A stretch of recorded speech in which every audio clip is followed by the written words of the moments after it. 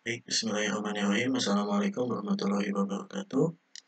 Kita masuk kuliah ketiga untuk mata kuliah medan elektromagnetik, di mana mata kuliah ini ditawarkan di semester 3 dengan bobot 3 SKS.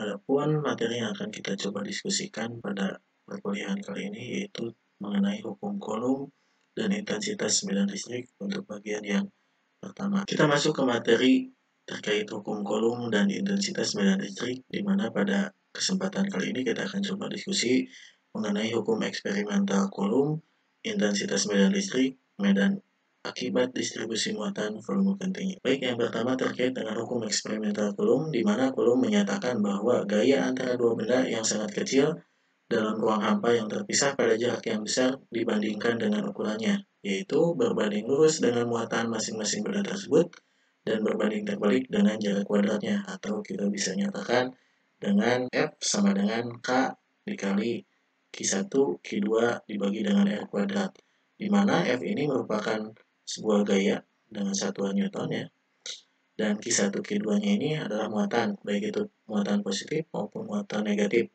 dalam satuan Coulomb, dan R ini adalah jarak antara muatan Q1 dengan Q2 atau bisa kita nyatakan dalam satuan meter.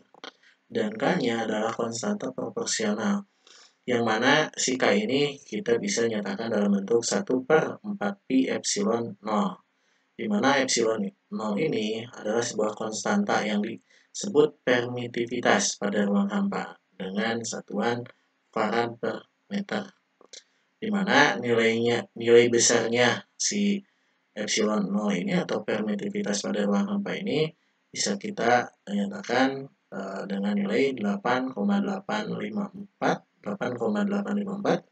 dikali 10 pangkat minus 12, atau bisa kita sederhanakan menjadi 1/36 pi dikali 10 pangkat minus 9. Nah, di mana si epsilon 0 ini bukan berarti dia itu tanpa dimensi ya. Untuk hukum Coulomb, dia memiliki satuan Coulomb kuadrat per Newton dikali meter persegi, yang selanjutnya dapat kita nyatakan dengan farad per meter gitu ya, untuk satuan dari permitivitas ini. Nah, selanjutnya dengan kita mensubstitusikan persamaan sebelumnya ke persamaan ini, katakan si K ini kita substitusikan ya ke dalam bentuk ini. Maka si gaya pada hukum Coulomb ini dapat kita nyatakan bahwa F sama dengan Q1 Q2 dibagi dengan 4pi epsilon 0 dikali R kuadratnya. Dimana kita ketahui satu elektron ini nilainya 1,602 dikali 10 pangkat minus 19 Coulomb, dan 1 Coulomb sama dengan 6 kali 10 pangkat 18 elektron. Dan gaya 1 Coulomb dalam jarak 1 meter adalah 9 kali 10 pangkat 9 Newton. Oke, selanjutnya tadi setelah kita substitusikan ya, dapat si F-nya ini Q1 Q2 dibagi 4 pi epsilon 0 R kuadrat. Nah, selanjutnya kita bisa lihat nih dalam gambar seperti ini, katakan si Q1-nya itu berada pada titik ini dan Q2-nya berada pada titik ini ya. Dimana tadi dikatakan bahwa si F ini adalah Q1 Q2 dibagi 4pi epsilon 0 R kuadrat ya.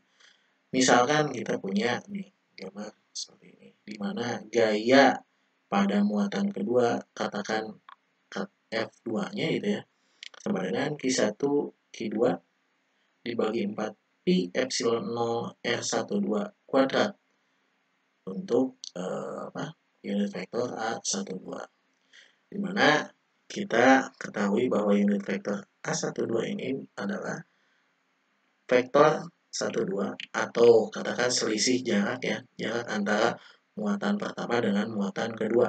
Di sini dikatakan R2 minus R1, ini dalam bentuk vektor ya. Nah, dibagi dengan magnitudenya, magnitud dari R12-nya itu sendiri. Nah, seperti ini. Nah, jadi kalau misalkan kita lihat ya di sini. Nah, ini si R1 ini pada muatan Q1 ya. Q1-nya seperti apa? Dalam bentuk vektor posisinya, dan Q2 dalam bentuk vektor juga. Oke. Nah, di sini dikatakan gaya yang dinyatakan oleh hukum Coulomb adalah gaya timbal balik ya, karena masing-masing dua muatan mengalami gaya yang besarnya sama meskipun arah berlawanan. Jadi meskipun arahnya berlawanan. Kalau tadi kita punya F2-nya itu segini ya, maka kita bisa juga nyatakan F1-nya berapa.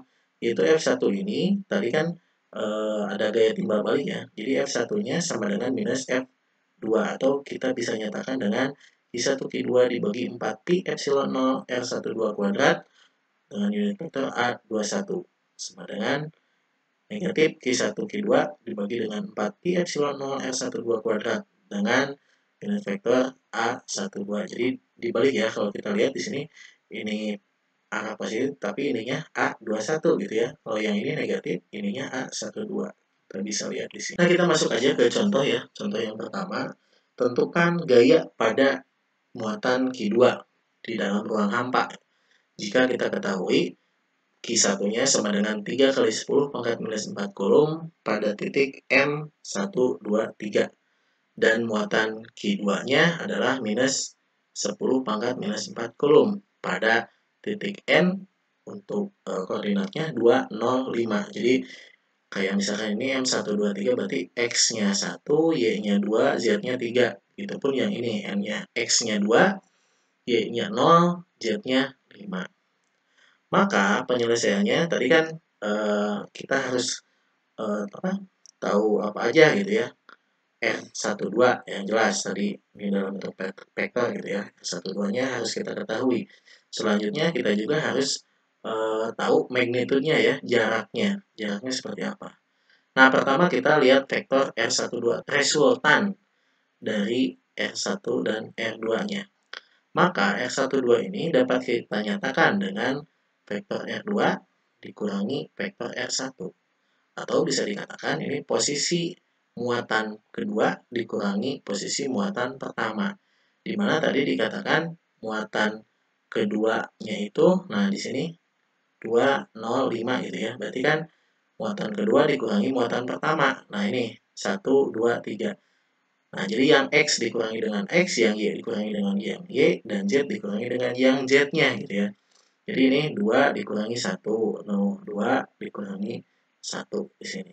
Terus 0 dikurangi 2, 5 kurangi 3 gitu ya. Jadi untuk X-nya diperoleh hasilnya 1X, untuk yang Y-nya diperoleh minus 2Y gitu ya. Dan yang Z-nya diperoleh positif 2 atau plus 2. Nah, ini untuk R12-nya dalam bentuk vektor ya. Nah, selanjutnya kita lihat magnitudenya berapa. Berarti kan tinggal kita absolutkan gitu ya. Nilai yang ini yang tadi dalam bentuk vektor kita absolutkan. Di mana absolut itu kita bisa peroleh dengan akar penjumlahan kuadrat dari X, Y, dan Z-nya. Sehingga kita bisa peroleh bahwa magnitudenya atau jaraknya R12 ini sama dengan 3. Oke.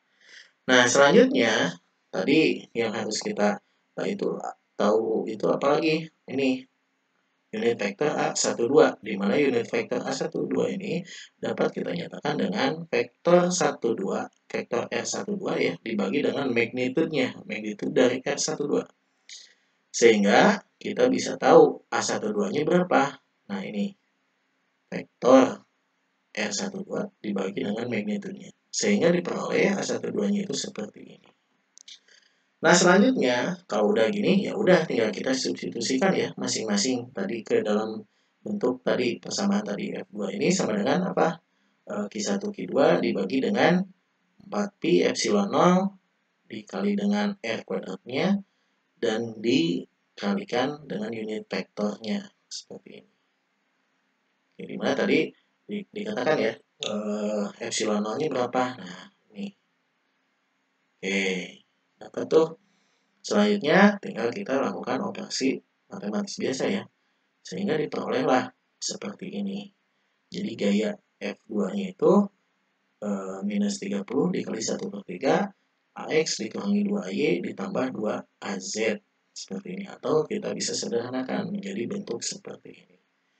Ini untuk gaya yang muncul di muatan kedua akibat muatan pertama. Nah, selanjutnya kita masuk ke intensitas medan listrik. di mana medan listrik ini adalah suatu besaran yang memiliki harga pada titik dalam ruang. Di sini medan adalah sesuatu yang merupakan fungsi kontinu dari fungsi dalam sebuah ruang gitu ya. Jadi kita bayangkan sebuah titik yang ada pada sebuah ruangan gitu ya, ruangan. Katakan ruangan 3 dimensi seperti itu. Nah, di sini dikatakan muatan Q-T yang digerakkan mengelilingi Q1 akan selalu timbul gaya yang bertumpu pada Q-T. Sehingga pada muatan Q-T ini menunjukkan adanya suatu medan gaya. Di mana gaya yang bertumpu pada Q-T ini kita bisa nyatakan dengan hukum Coulomb. Nah, tadi kan katakan F1, F2 gitu ya. Sekarang kita nyatakan dengan Ft. Maka Ft ini gaya yang muncul pada muatan kita ya, sama dengan Q1 Q2 dibagi dengan 4 pi epsilon 0 R1T dikuadratkan dikali dengan unit vektor A1T.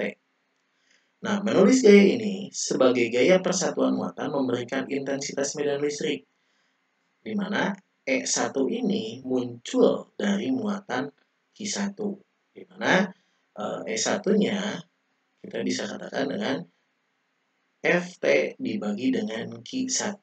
Jadi gaya pada muatan T ya dibagi dengan atau dibandingkan dengan muatan Q1. Maka kita bisa peroleh seperti ini. Nah, E1 ini kita bisa representasikan atau direpresentasikan sebagai medan vektor yang muncul dari muatan Q1 yang bekerja pada sebuah tes muatan positif. Nah, secara umum kita dapat menuliskan si E ini yang disederhanakan dengan satuan volt per meter, atau kita bisa nyatakan dengan E sama dengan Ft per Q1. Dan medan listrik pada sebuah muatan titik dapat kita tulis dengan E sama dengan Q1 per 4 pi epsilon 0 R kuadrat dikali dengan AR. Ini unit vektornya ya. Berarti bentuknya dalam bentuk vektor. Nah, selanjutnya dengan menempatkan Q1 di tengah sistem koordinat bola. Jadi, katakan si Q1 itu dalam sebuah koordinat bola ya. Maka unit vektor AR, tadi R besar ya, kemudian menjadi unit vektor radial AR kecil. Nah, dan R besarnya adalah R, maka, jadi dalam sebuah sistem koordinat bola yang dinyatakan jari-jari bolanya, kita kan bisa nyatakan dalam bentuk R gitu ya, R kecil ya. Silahkan dilihat lagi materi sebelumnya terkait sistem koordinat bola. Dimana tadi si E ini yang dalam bentuk vektor, kita bisa nyatakan dengan E sama dengan Q1 dibagi 4 pi epsilon 0 R kuadrat dikali dengan AR atau unit vektor AR. Nah, bedanya yang tadi R-nya besar-besar itu diganti dengan R yang kecil kalau kita ngomongin dalam koordinat bola. Nah, untuk muatan Q yang berlokasi pada titik sumber R aksen, katakan, kita menemukan medan pada sebuah titik medan R. Dan dapat kita nyatakan R besar ini sebagai R dikurangi R aksen. Nah, kita lihat. Si R ini adalah jarak, berarti kan jarak R dikurangi dengan R aksen ini awalnya, jarak dari sini. Nah, si R besar ini R dikurangi R aksen. Sehingga kalau kita ngomongin E dalam fungsi R gitu ya, katakan seperti itu, maka kita bisa nyatakan dengan persamaan ini, dimana sebenarnya masih sama aja kayak yang tadi. Ini Q tetap sama. Nah, ini tuh kan tadi R kuadrat gitu ya, R kuadrat besar, R besarnya kita ganti dengan R minus R aksen. Ya, dapat ini kan. Nah, yang ini dia representasi dari unit vektor. Kalau tadi katakan AR gitu ya. Nah, representasinya jadi seperti ini. R dikurangi R aksen dibagi dengan magnitude dari R minus R aksennya. Seperti itu. Atau sehingga kita bisa sederhanakan bentuk ini menjadi seperti ini. Jadi Q dikali dengan R minus R aksen dalam vektor ya, si R-nya dibagi dengan 4 pi epsilon 0 dikali dengan R minus R aksen pangkat 3. Jadi si ini pangkat 2 dikali dengan pangkat 1 jadinya pangkat 3 gitu seperti itu. Maka dengan kita menerjemahkan si vektor-vektor ini tadi ya, kita bisa terjemahkan atau kita bisa lanjutkan si persamaan ini diturunkan menjadi seperti ini. Oke, yang mana Si ini itu yang dalam kurung ini ya, dia representasi dari R minus R aksen. Dan ini pun sama yang bawah. Jadi sebenarnya nggak usah bingung ya, meskipun kelihatannya si persamaannya atau rumusnya rumit, tapi sebenarnya dia hanya turunan-turunan dari persamaan-persamaan sebelumnya gitu, seperti itu. Selanjutnya, karena gaya Coulomb adalah sebuah gaya yang linier ya, maka intensitas medan listrik muncul dari dua buah titik muatan Q1 pada R1 dan Q2 pada R2, yaitu jumlah dari gaya pada Qt akibat dari Q1 dan Q2 yang bekerja sendiri-sendiri atau masing-masing. Nah, di mana kalau kita lihat visualisasi di gambar ini ya. Nah, kita lihat di sini, ini ada muatan 1, ada muatan 2 gitu ya. Nah, di sini gaya dengan fungsi R-nya tadi. Nah, ini kita bisa lihat R1 yang mana, R2 yang mana, dan seterusnya. Seperti itu. Sehingga kita bisa nyatakan bahwa yang dua muatannya, fungsi R ini adalah Q1 dibagi 4 Pi epsilon 0 dikali dengan, nah ini magnitude atau jarak si R-nya gitu ya, untuk A1, dan Q2 per A Pi epsilon 0 R minus R kuadrat gitu ya, R minus R2 dikuadratkan untuk unit vektor A2 gitu, seperti itu. Nah, ini kita lihat, ini arah A2 gitu ya, ini arah A1 seperti itu. Oke, dimana bentuk ini dapat kita sederhanakan sebenarnya menjadi penjumlahan dalam bentuk sigma gitu ya. Jadi fungsi R ini adalah sigma Qm katakan dibagi dengan 4 Pi epsilon 0 dikali dengan jaraknya ya. Ini dapatkan untuk unit vektor M, di mana si M-nya ini mulai dari 1 sampai dengan N. Jadi bisa 2 muatan, 3 muatan, 4 muatan, dan seterusnya. Seperti itu. Oke, kita masuk contoh yang kedua ya. Tentukan E atau intensitas medan listrik pada titik P 1,1,1 ya, yang disebabkan 4 buah muatan identik dengan nilai untuk masing-masing muatannya itu 3 nanocoulomb. Pada titik P1-nya itu 1, 1, 0, berarti X-nya 1, Y-nya 1, dan Z-nya 0. P2 minus 1, 1, 0. P3 minus 1, minus 1, 0. Dan P4-nya atau muatan keempatnya pada titik 1, minus 1, 0. Nah, maka kita sebenarnya bisa visualisasikan ya, bentuknya seperti ini. Kita visualisasikan. Dimana selanjutnya kita dapat menghitung bahwa jarak dulu kan, kita tadi nyari resultannya antara R dengan R1 dan seterusnya R dengan R2, R dengan R3, R dan R4. Selanjutnya kita bisa cari magnitude-nya. Nah, dimana untuk R minus R1, nah sebenarnya nih, ini R1-nya katakan ya, titik 1, 1, 0, ini R-nya gitu ya. Nah, dimana R minus R1 berarti 1 dikurangi 1, 0. 1 kurangi 1, 0 gitu ya. Z-nya 1 dikurangi 0, berarti ada Z. Berarti bisa dikatakan si yang ini bisa AZ gitu ya, yang ini. Yang R minus R2 berarti kan P ini dikurangi yang ini. Berarti 1 dikurangi minus 1 berarti 2 gitu ya. 2 AX gitu ya. Ini untuk yang ini ya, R minus R2. Terus 1 dikurangi 1, 0 gitu ya. Berarti nggak ada Y-nya. Dan yang terakhir 1 dikurangi 0, 1. Berarti ditambah AZ. Nah, seperti ini. Maka, ini kan peroleh 2AX ditambah 2AZ untuk R minus R2-nya ya, tanpa magnitude. Nah, sehingga magnitude-nya tadi sama dengan yang ini, 2 kuadrat akar 2 kuadrat ditambah 1 kuadrat, maka hasilnya akar 5. Begitupun seterusnya. R minus R3, R minus R4, begitupun sama caranya seperti ini. Nah, selanjutnya, karena Q per 4 Pi epsilon 0 ini sama dengan ini ya. Tadi Q-nya kan dikatakan 3 nanocoulomb. 3 nanocoulomb ya seperti ini. 3 dikali, nah ini nanonya ya. Selanjutnya, sini 4 Pi dikali epsilon 0. Dimana epsilon 0 tadi di awal-awal kita sudah nyatakan ya bahwa epsilon 0 itu nilainya atau harganya seperti ini. 8,854 kali 10 pangkat minus 12. Sehingga untuk Q dibagi 4 Pi epsilon 0, dia akan bernilai 26,96. Seperti ini. Sehingga si E-nya dan intensitas medan listriknya kita bisa katakan dengan seperti ini. 26,96 ya. Nah, ini si jaraknya gitu ya. Mungkin jaraknya. Ini dalam bentuk vektor. Nah, ini vektor. Nah, ini skalar, ini vektor, skalar. Nah, ini skalar gitu ya, dan seterusnya. Jadi, ini muatan pertama hasilnya seperti ini, muatan kedua seperti ini, muatan ketiga, ini muatan keempat. Jadi, pas ya, sesuai tadi ada 4 muatan.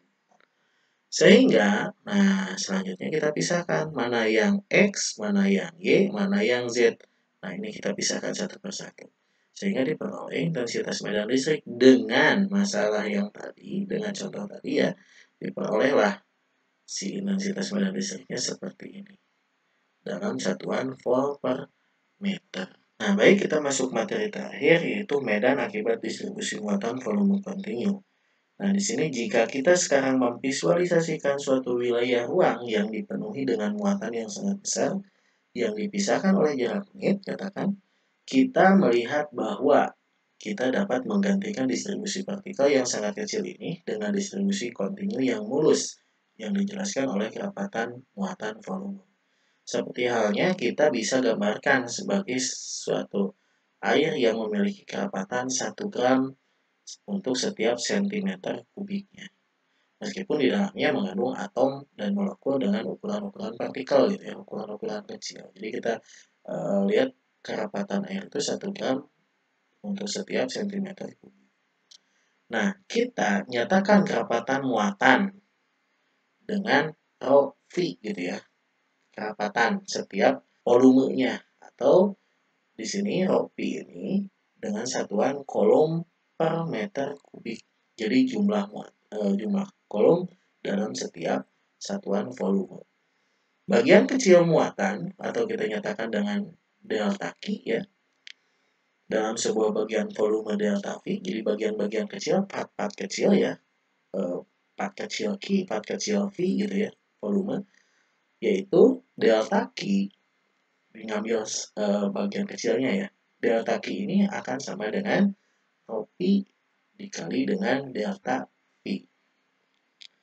Nah, dan selanjutnya kita juga bisa definisikan dari persamaan ini ya, persamaan tadi, yaitu rho P ini sama dengan limit delta V menuju 0 untuk delta Q dibagi dengan delta V. Jumlah muatan dalam suatu volume terbatas, jadi volumenya terbatas ya, diperoleh dengan mengintegrasikan seluruh volume tersebut. Nah, sehingga si Q ini jumlah muatannya sama dengan integral, nah ini integral volume, maksudnya integral lipat 3 ya, dari rho P dP. Seperti itu. Nah, kita masuk ke contoh ketiga. Tentukan jumlah muatan yang terkandung dalam berkas elektron dengan panjang 2 cm. Nah, kita lihat di sini. Nah, ini panjangnya ya, 2 cm dari Z sama dengan 2 sampai Z sama dengan 4. Maka, penyelesaiannya yang pertama kita punya kerapatan muatan. Berdasarkan dari gambar gitu ya, kerapatan muatannya atau rho P-nya yaitu minus 5 kali 10 pangkat minus 6 eksponensial minus 10 pangkat 5 OZ coulomb per meter persegi. Nah, perbedaan volume dan koordinat silinder, jadi ini perbedaan volumenya ya, perbedaan volume pada koordinat silinder, ini pada koordinat silinder itu kita bisa nyatakan si Q ini dalam integral lipat 3 ya. Dimana kalau kita lihat bentuk seperti ini, integral lipat 3 gitu ya. Mungkin udah dijelaskan ya integral IPA 3 di mata kuliah sebelumnya gitu ya, atau mata kuliah lain gitu. Nah, di sini kalau kita lihat, ini integral yang pertama, berarti dia menyatakan batas yang mana? Batas ini ya, yang terakhir, dz.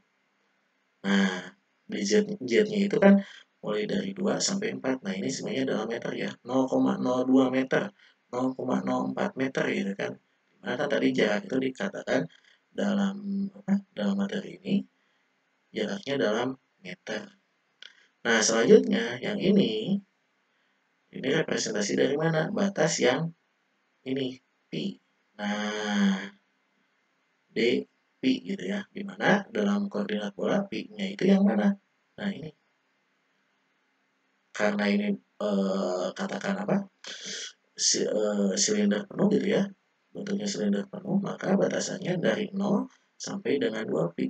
Nah, penuh gitu ya. Dari sini pi-nya itu balik lagi ke sini. Nah, kayak gini lah representasinya kurang lebih.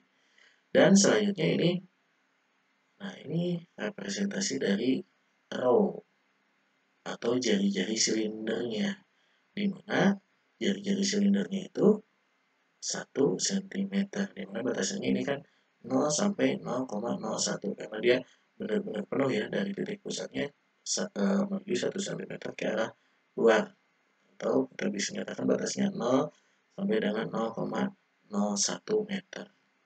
Selanjutnya, silakan ini diselesaikan dengan menggunakan integral IPA 3, sehingga nanti akan diperoleh si muatan ini sebesar 0,0785 pikocoulomb.